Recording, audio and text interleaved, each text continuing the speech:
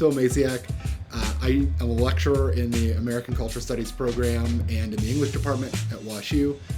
In AMCS, I teach both courses in visual culture and in cultural criticism, and I'm a major advisor.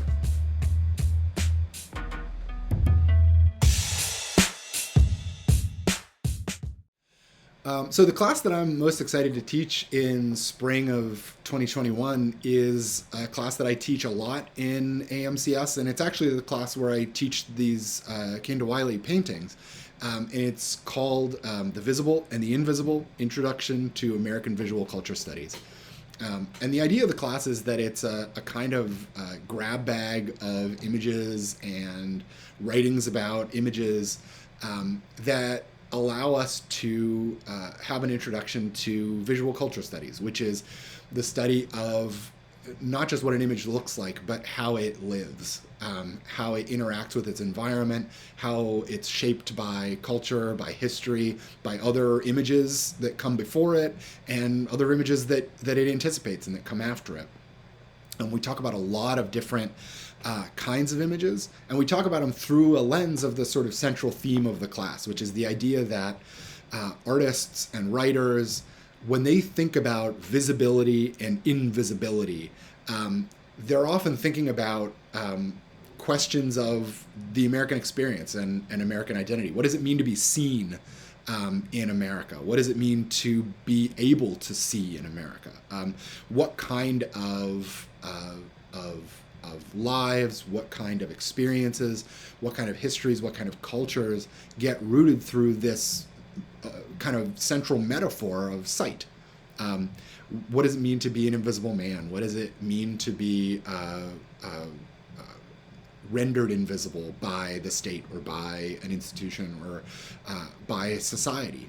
And I think that we can approach a bunch of different texts, a bunch of different objects that way. And it's rooted in what I most like about teaching in AMCS, which is the ability to develop a methodology that ideally moves outside of the classroom. I see Introduction to American Visual Culture Studies as a class that is teaching students how to do something after the class is over. One of the assignments that structures the class is called the Found Images assignment.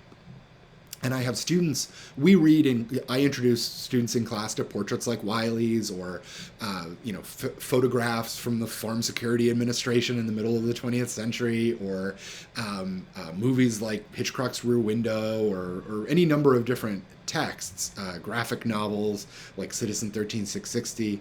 And I introduce students to these texts that form the sort of core of our understanding of visual culture studies. But the Found Images assignment is about students seeing images in their own lives. And we do it through categories, right? So at one point it's an object, at one point it's a still image, at one point it's a moving image.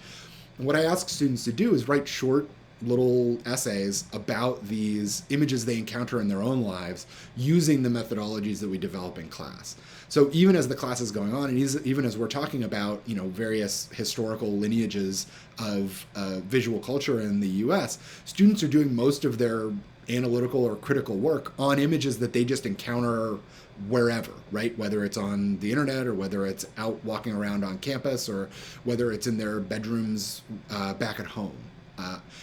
I'm really invested in teaching students how to use this methodology, not just on texts that are obviously a part of a college syllabus, but on images that they just encounter, right?